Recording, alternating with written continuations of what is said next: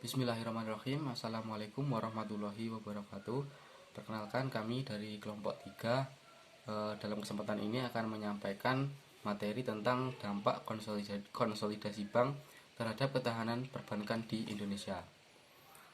Selanjutnya untuk kelompok 3, anggota dari kelompok 3 sendiri, yang pertama ada Rosita NIM 20, ada Dewi Sukmawati NIM 04, Rio Prasetyawan NIM 08, dan Lasmaria Fitri Simajuntak NIM 44. Adapun untuk pokok pembahasan yang akan kami sampaikan nantinya, yang pertama ada pengertian kebijakan konsolidasi bank, kemudian ada tujuan konsolidasi bank, pengaturan konsolidasi bank, hambatan konsolidasi perbankan, kebijakan konsolidasi perbankan, kemudian dampak konsolidasi bank terhadap ketahanan perbankan, dampak terhadap permodalan industri perbankan, sebab adanya konsolidasi perbankan, dan proses jalannya konsolidasi perbankan. Untuk selanjutnya akan disampaikan oleh rekan saya.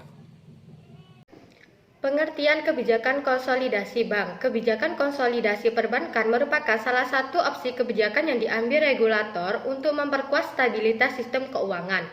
Seringkali kebijakan konsolidasi perbankan ini dilaksanakan setelah terjadi financial crisis atau krisis keuangan. Negara-negara ASEAN seperti Singapura, Malaysia, Thailand, dan negara lainnya seperti India melakukan penguatan industri perbankan melalui konsolidasi. Rangkaian kebijakan konsolidasi dikeluarkan oleh Bank Indonesia atau BI dan selanjutnya oleh Otoritas Jasa Keuangan atau OJK dalam bentuk pengaturan modal minimum, pembatasan kepemilikan asing, dan kepemilikan tunggal atau single principality.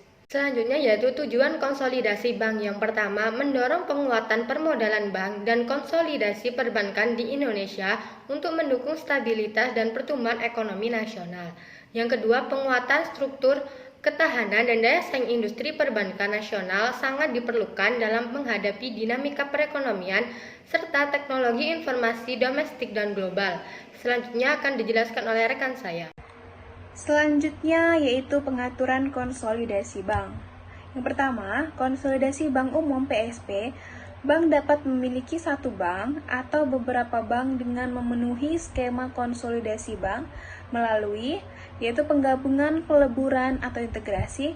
Selanjutnya pengambil alihan yang diikuti dengan penggabungan, peleburan, dan integrasi. Yang ketiga yaitu pembentukan kelompok usaha bank atau KUB terhadap bank yang telah dimiliki. Yang keempat, pembentukan KUB karena pemisahan UUS atau pembentukan KUB karena pengambil alihan.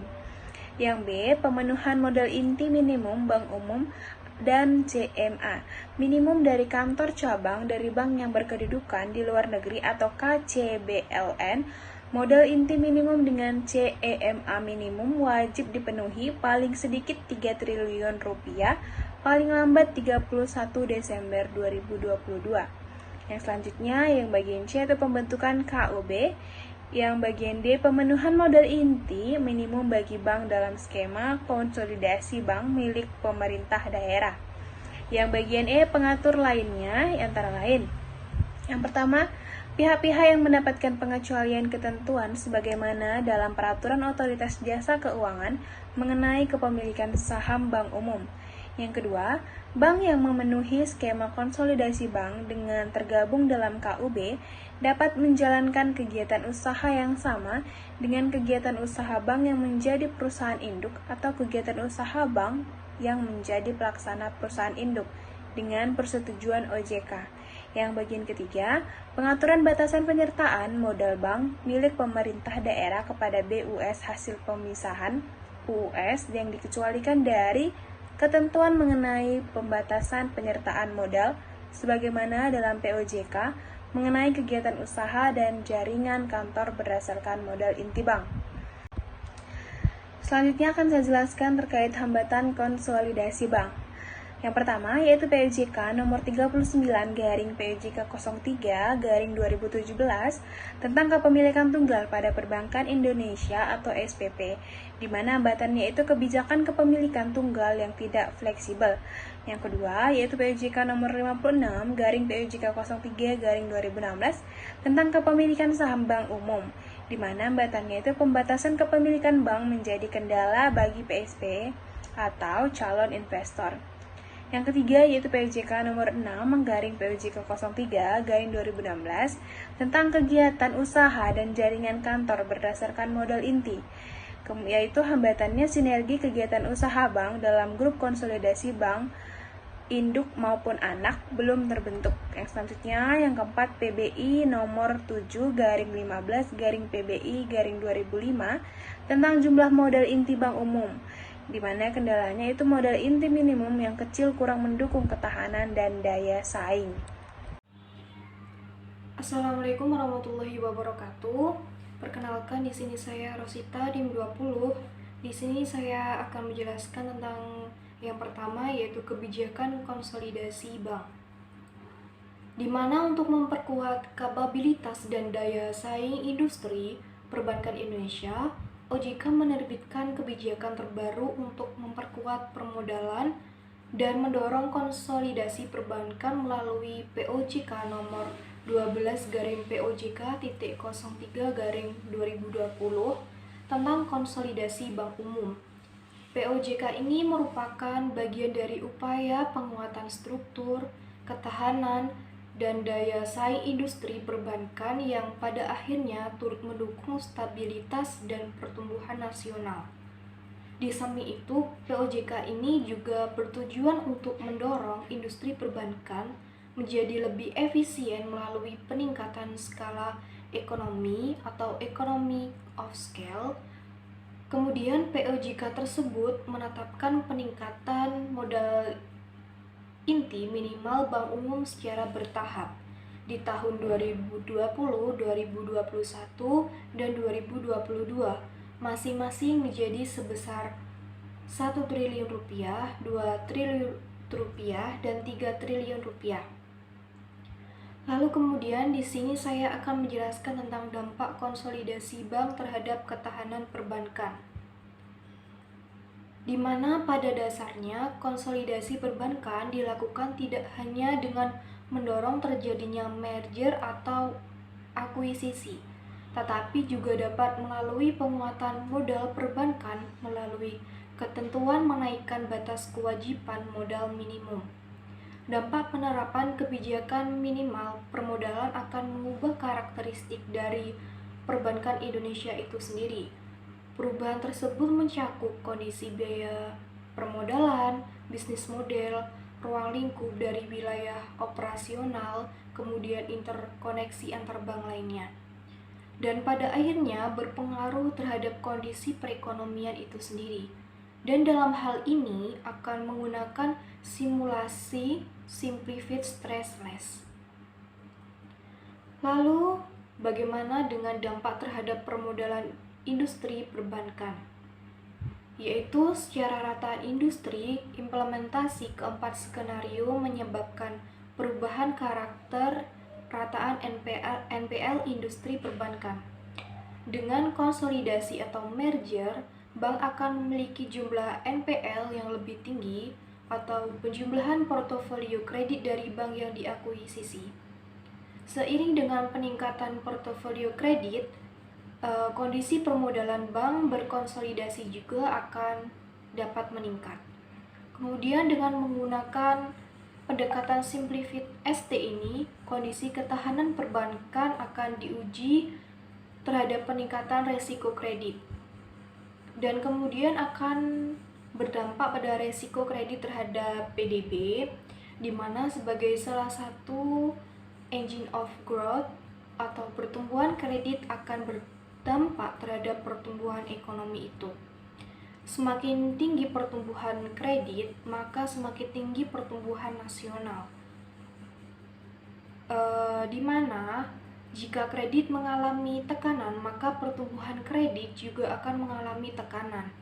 Besarnya dampak perburukan kredit terhadap pertumbuhan ekonomi akan sangat bergantung dengan besarnya kontribusi kredit dalam mendorong pertumbuhan ekonomi. Dan dampak pemburukan atau peningkatan resiko kredit pada penelitian ini diukur menggunakan sensitivitas penurunan CAR industri terhadap pertumbuhan PDB. Lalu sebagaimana dijelaskan pada penjelasan di bawah ini, sebagaimana digambarkan oleh grafik 12 dan 13, di mana dampak terbesar peningkatan resiko kredit terhadap pertumbuhan ekonomi ditunjukkan oleh skenario B dan C. Kemudian kedua skenario memiliki perubahan karakteristik perbankan yang paling signifikan dibandingkan dengan skenario atau no second. Dan gambarnya bisa dilihat di slide ini. Dan kemudian juga bisa dilihat bagaimana dampak skenario moderat terhadap PDB, nominal atau IL, dan presentasi atau REL. Dan berdasarkan hasil simulasi dengan pendekatan Simplified ST, keempat skenario ini memiliki konsolidasi ketahanan terhadap resiko kredit yang sangat baik. Hal ini tunjukkan bahwa kondisi CAL industri untuk setiap skenario masih berada di atas nilai 8%, Basel 3 atau 11,5%. Dan selanjutnya, perubahan portofolio dan peningkatan resiko kredit akan dapat berdampak terhadap perekonomian itu. Namun dampak terhadap perekonomian tersebut hanya dapat terjadi jika shock termaterialisasi secara sistem, yaitu baik untuk moderate maupun severe, dan berlaku umum, sehingga dapat disimpulkan bahwa ketahanan sistem keuangan menjadi lebih kuat dibandingkan tanpa dilakukannya konsolidasi. Untuk selanjutnya yaitu sebab adanya konsolidasi perbankan. Nah, perbankan cenderung melakukan konsolidasi setelah terjadinya krisis keuangan seperti penelitian dari Haddad 2013, Montgomery 2014, dan Montes 2018.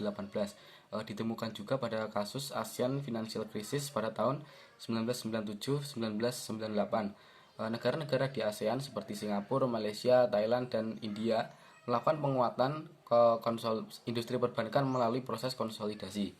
Namun selain itu, konsolidasi sistem perbankan dapat menjadi pilihan otoritas bahkan di saat sistem keuangan stabil jika otoritas tersebut menganggap jumlah bank terlalu banyak dan beberapa bank tidak efisien, menurut penelitian dari Abdullah dan Santoso 2001. Kemudian yang ada sebab-sebab yang selanjutnya yaitu sebab dari dinamika global. Yang pertama ada ketidakpastian ekonomi global, kemudian ada pengembangan digital ekonomi, kemudian perkembangan standar internasional, perubahan ekosistem SJK yang pesat berbasis IT, cloud computing, digital banking, open banking, dan virtual banking. Kemudian sebab dari dinamika domestik, yaitu yang pertama tuntutan perbankan agar lebih kontributif dalam pembiayaan guna mendukung pembangunan yang berkelanjutan. Selanjutnya perubahan ekspektasi stakeholder terkait dengan produk dan layanan perbankan dan kebutuhan peningkatan inklusi keuangan. Selanjutnya dinamika industri dan pola pengawasan perbankan nasional. Industri perbankan masih didominasi bank-bank dengan skala usaha kecil, pangsa pasar rendah, dan dengan tren yang terus menurun. Disparitas antara bank kecil dan bank besar mengakibatkan regulatory cost yang tinggi. Tuntutan penguatan struktur industri perbankan agar lebih besar, berdaya saing efisien dan kontributif. Kemudian peningkatan efisiensi dan efektivitas pengaturan dan pengawasan bank. Yang selanjutnya yaitu proses jalannya konsolidasi perbankan. Di sini ada beberapa skenario konsolidasi perbankan.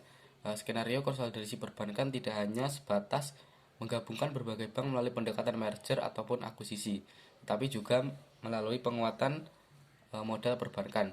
Nah, seperti yang ada di tabel, di sini ada 4 skenario konsolidasi perbankan. Skenario A, penambahan modal. Tidak ada penggabungan yang dilakukan pada skenario A. Seluruh bank yang masih memiliki modal inti di bawah 3 triliun diasumsikan dapat melakukan penambahan modal sehingga dapat memenuhi kewajiban modal inti minimum tersebut. Skenario B, BPD regional. Fokus penggabungan berdasarkan kelompok kepemilikan dan kegiatan usaha bank. Skenario penggabungan berdasarkan wilayah regional tersebut disusun dengan mempertimbangkan kedekatan wilayah, kesamaan budaya, serta proses perizinan dan pengawasan bank oleh sektor regional yang diharapkan dapat mempermudah pelaksanaan penggabungan bank. Skenario penggabungan dilakukan untuk kelompok bank swasta konvensional berdasarkan kesamaan fokus dan sifat bisnis. seperti retail dan UKM, korporasi atau bank digital, kepemilikan dan wilayah kantor pusat. Penggabungan bank dengan kesamaan kepemilikan dan wilayah diharapkan dapat mempermudah proses penggabungan sehingga dapat diselesaikan dengan lebih cepat. Skenario C, BPD Holding Nasional. Fokus penggabungan berdasarkan kelompok kepemilikan dan kegiatan usaha bank. Skenario D, kelompok usaha bank atau KUB.